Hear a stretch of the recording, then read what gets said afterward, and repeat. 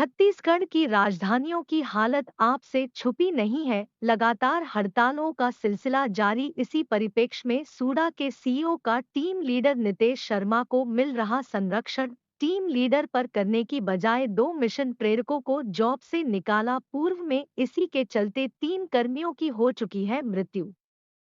बूढ़ा तालाब धरना स्थल पर मृत साथियों की याद में निकाली कैंडल मार्च यात्रा। यूपी के हमीरपुर में हुए घटना पर मुख्यमंत्री बघेल 50 लाख मुआवजे की राशि दे सकते हैं तो छग में क्यों नहीं, जिस पर समाजवादी पार्टी ने किया मांगों को लेकर समर्थन। छत्तीसगढ़ संयुक्त अनियमित कर्मचारी महासंघ के पदाधिकारियों एवं हड़ताल कर रहे उनके साथियों ने अपने 3 साथियों की मृत्यु उपरांत बूढ़ा तालाब में कैंडल मार्च यात्रा निकाली और अपने दिवंगत 3 साथियों की मृत्यु पर भावभीनी श्रद्धांजलि अर्पित की एवं उनके परिवार और अनियमित कर्मचारियों की व्यथा छत्तीसगढ़ सरकार के सम्मुख रखी।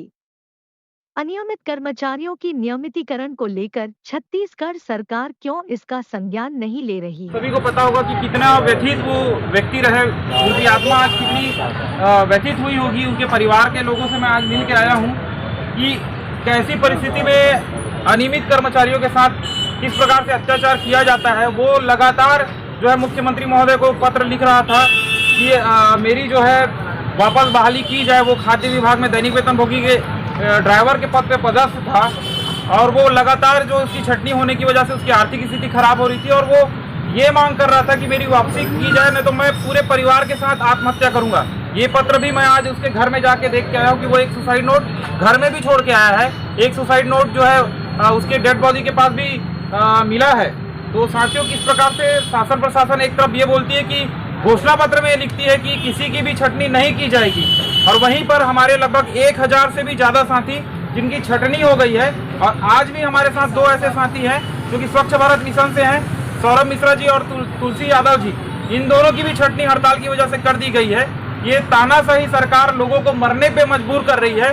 मैं बताना चाहूँगा दूसरा एक घटना है जिसमें देवकी चक्रेश जो कि CHO थी राष्ट्रीय स्वास्थ्य मिशन से, जसपुर में ये पदस्थ थी और इनकी भी दिन दहाड़े जो है सड़क पे हत्या कर दी गई है।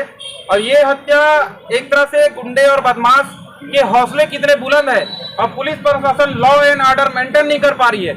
इसका जीता जागता उदाहरण है कि हमारे कर्मचारी को दिन दहाड़े कुल्हाड़ी से मार के हत्या कर दिया जाता है। तो उसके भी शोक में हम आज यहाँ पर इकट्ठा हुए हैं। तीसरा जो एक घटना हुआ है दंतेवाड़ा से, हमारी रसोईया बहन जिसका नाम है सुकड़ी पोडियम, ये जो है दंतेवाड़ा की रसोईया थी और लकड़ी लेके वो आ रही थी रसोईया के लिए, काम कर रही थी और जिनकी दुर्घटना से मृत्यु हो गई है। हम प्रशासन से मांग करते हैं इन तीनों ही दिवंगत परिवारों को 50 लाख रुपए की मुआवजा राशि दी जानी चाहिए, क्योंकि हर एक जान की कीमत एक बराबर होती है। जब लखीमपुर खीरी उत्तर प्रदेश में जब घटना घटती है, किसानों को कुचला जाता है, यहाँ के मुख्यमंत्री जाते हैं और 50-50 लाख रुपए एक एक परिवार को दे के आते हैं। 5 परिवारों को 50-50 लाख रुपए दिया गया है। तो जब उत्तर प्रदेश के किसान के मौत की कीमत 50 लाख रुपए है, तो छत्तीसगढ़ के भी हर एक कर्मचारी की मौत की कीमत 50 लाख होनी चाहिए। 50 लाख का मुआवजा दिया जाना चाहिए और उसके साथ साथ उनको अनुकंपा नियुक्ति भी उनके परिवार को दी जानी चाहिए। ये हम मांग करते हैं।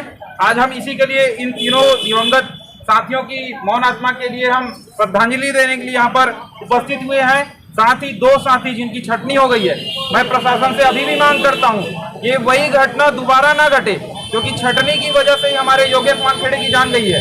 हमारे 2 साथी जिनकी अभी छटनी हुई है, आज नहीं तो कल 2 महीने बाद 4 महीने बाद जब उनकी आर्थिक स्थिति खराब होगी, उनकी पारिवारिक स्थिति खराब होगी, तो हो सकता है कि उनको भी उनकी मनस्थिति भी वैसी बनेगी।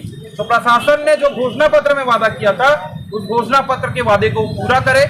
अब यहाँ से हम लोग सारे लोग मौन जुलूस निकालेंगे इस प्रशासन के इस तानाशाही रवैये के खिलाफ। उन्होंने एक आदेश जारी किया है कि अब कोई भी आंदोलन करेगा या कोई भी जनहित के कार्य को बाधित करेगा, उसके लिए जो है उसको नौकरी से बाहर किया जाएगा और दूसरे को नौकरी में लगाया जाएगा। उस आदेश की प्रतियां भी हम वापस आके जलाने वाले हैं, क्योंकि ये आदेश जो है एक तानाशाही प्रशासन चलाने वाला आदेश है, जो कर्मचारी विरोधी आदेश है। इस आदेश की प्रतियां भी हम यहाँ पर जलाएंगे और बताएंगे कि लोकतंत्र में इस प्रकार के आदेश का कोई स्थान नहीं होता है। तो साथियों, हम यहाँ पर मौन जुलूस निकालेंगे और स्मार्ट सिटी तक जाएंगे और वहां से वापस आके उस आदेश की प्रतियां भी जलाएंगे और अपने साथियों को श्रद्धा सुमन भी अर्पित करेंगे।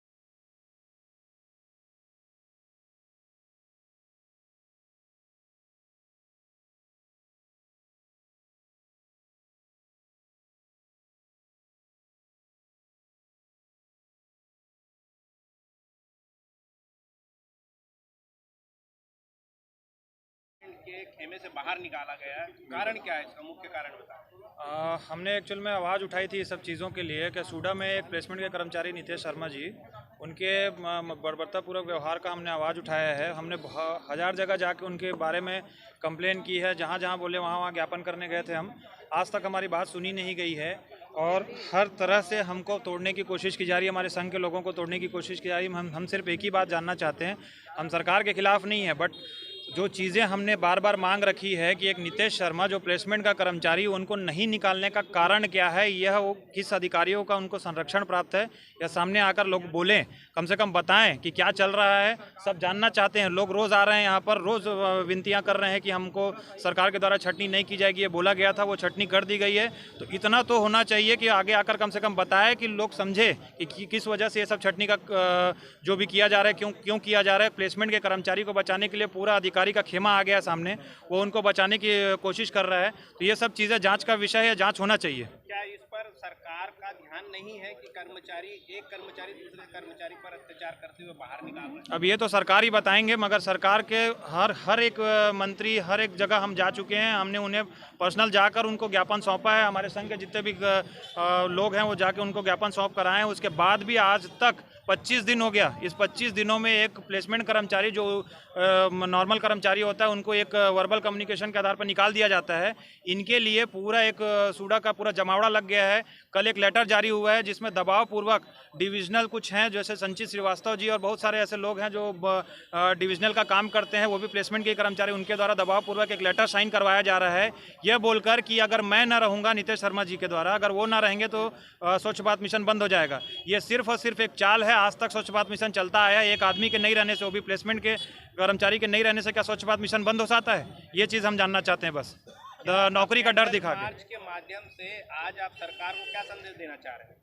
कैंडल मार्च के माध्यम से हम एक तो अपने भाई जिनके अनियमित कर्मचारी हैं, जिनके घर परिवार आर्थिक स्थिति सब पर बहुत बड़ा एक बोझ बन जाता है एक नौकरी ना रहने से, उनको हम श्रद्धांजलि देने आए हैं। यहाँ पर सब उपस्थित हुए हैं।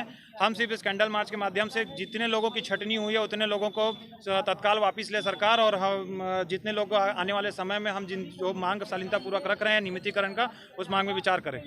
वहीं सर्वविभागीय दैनिक वेतन भोगी कर्मचारी संघ के प्रदेश अध्यक्ष एवं प्रदेश समन्वयक दैनिक वेतन कर्मचारी संघ के दिनेश शर्मा ने कहा कि यह छत्तीसगढ़ जनता के साथ धोखा है।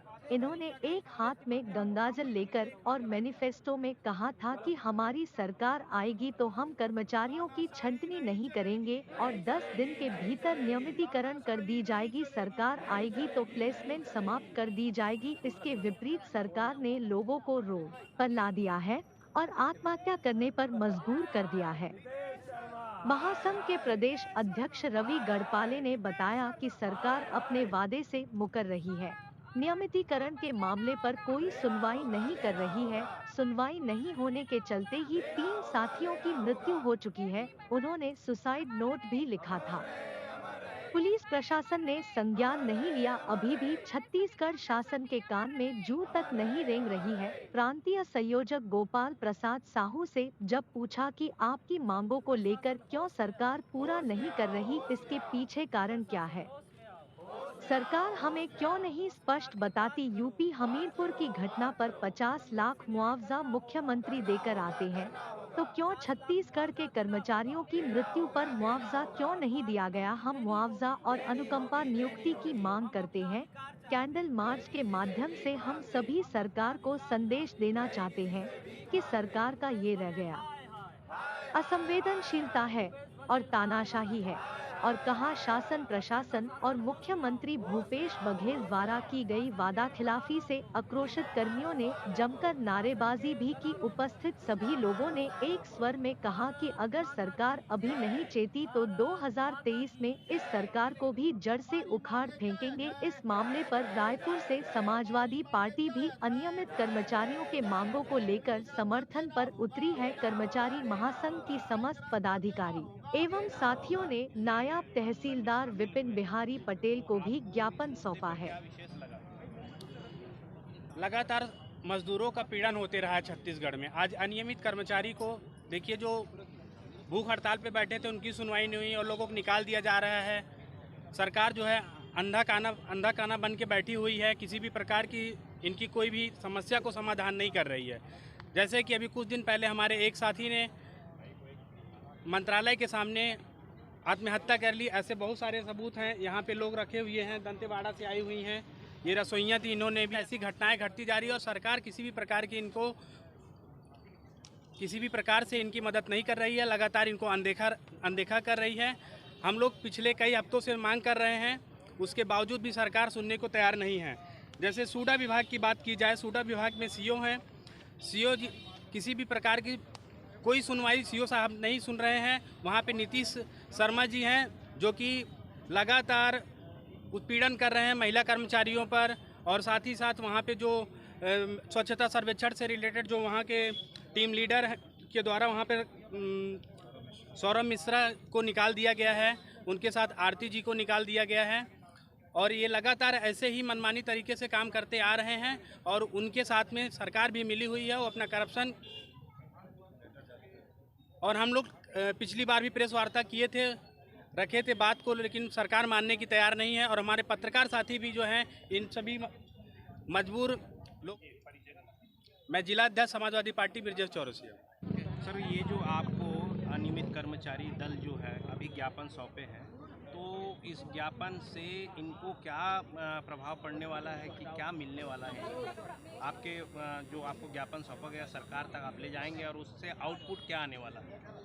देखिए, मैं राज्य सरकार का जिला प्रशासन का छोटा अधिकारी हूँ, नायब तहसीलदार हूँ। मैं अपने उच्चस्थ अधिकारियों से इस ज्ञापन को सौंपूंगा और उनसे उम्मीद करूँगा कि वो मंत्री जी तक या फिर राज्य प्रशासन तक इस बात को पहुँचाएँ और आपकी मांगें पूरी हों। मैं नायब तहसीलदार विपिन बिहारी पटेल। लाख रुपया कीमत लगाते हैं जा करके, तो छत्तीसगढ़ के आदमी के लिए 1 करोड़ रुपया क्या नहीं दे सकते छत्तीसगढ़िया मुख्यमंत्री? इस पर सोचना होगा जी। दिनेश शर्मा, प्रदेश अध्यक्ष सर्वविभागीय दैनिक वेतनभोगी कर्मचारी संघ और प्रदेश समन्वयक अनियमित कर्मचारी महासंघ। लगातार आप कर्मचारियों का समर्थन देते हैं, इस बार किस प्रकार से आप समर्थन देने आए हैं और क्या है पूरा मामला?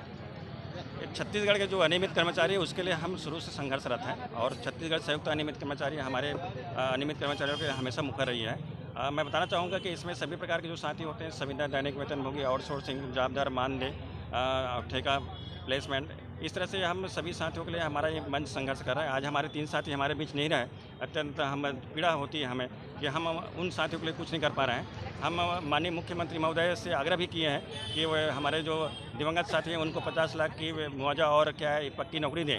लेकिन क्या अत्यंत खेद का विषय है कि कुछ संगठन ने जाकर के उनसे बात कर लिया और एक जो औपचारिक समझौता कर लिया है। हम इसका भी विरोध करते हैं और सरकार से हम मांग करते हैं कि जो हम प्रदेश में जो नियमितकरण के विषय है उसको गंभीरता से लेते हुए हमारे समस्त अनियमित साथियों को तत्काल नियमित करें। लगातार छत्तीसगढ़ सरकार का एक के बाद एक विरोध करने के बाद भी आप अनियमित कर्मचारियों की मांगे पूरी की जा रही है, और इसके पीछे कारण क्या हो सकता है, और आप क्या संदेश देना चाहेंगे इस कैंडल मार्च की यात्रा से मुख्यमंत्री भूपेश बघेल की सरकार तक? ये सरकार की असंवेदनशीलता है, लोकतांत्रिक सरकार रह नहीं गई है, ये तानाशाही सरकार है। और एक लोकतंत्र में हमारी क्या हो सकती है, एक कर्मचारी क्या कर सकता है? आवेदन निवेदन आंदोलन, हमने आवेदन किया, निवेदन किया, और ये कम से कम इन 4 सालों में कम से 20 से अधिक हमने आंदोलन किया है। अभी अब 1 सितंबर से 7 सितंबर तक अनिश्चितकालीन आंदोलन किया। हमने 72 घंटों तक रोड में बैठ के खाया पिया, सारी चीज़ किया, लेकिन सरकार नहीं सुनना चाहती। ये एक असंवेदनशील सरकार है जो हमारे बातें को नहीं सुनना चाहती है। हम आपके माध्यम से सरकार से, माननीय मुख्यमंत्री महोदय से आग्रह करते हैं कि हमारे बातों को गंभीरता से लें, और जो अनियमित की समस्या है उस पर हमको चर्चा के लिए बुलाएं। ठीक है, बजट में बार बार ये बोलते हैं कि यहाँ प्रक्रियाधीन है, बजट की समस्या है, तो कम से कम चर्चा तो करें। हम कुछ रास्ता सुझाएंगे, हमारे पास भी कुछ प्लान है, हम बताएंगे। हमारे पास ऐसे प्लान है जिसमें किसी प्रकार कोई बजट नहीं आएगा, ये हमारी गारंटी है। तो हम आपके माध्यम से सरकार से निवेदन करते हैं कि हमारे बातों को गंभीरता से ले, क्योंकि ये जो आज की सिचुएशन है, आज जो हम यहाँ एकत्रित हुए हैं श्रद्धांजलि देने के लिए, ये कोई 3 व्यक्ति का मामला नहीं है। इसके पहले भी करीब 50 से अधिक जो अनियमित साथी ने सुसाइड कर लिया और आत्महत्या कर लिया, लेकिन किसी प्रकार की उस समय की गतिविधियाँ नहीं हो पाई। अब हम चाहते हैं कि सरकार हमारे लिए अनियमित कर्मचारी कुछ ऐसा प्रावधान करे जिससे क्या है, जो अनियमित दिवंगत साथी है उसके परिवार को एक मुकम्मल जीवन निर्वाह के लिए कुछ मिल सके। गोपाल प्रसाद साहू, प्रांतीय संयोग छत्तीसगढ़ संयुक्त अनियमित कर्मचारी महासंघ।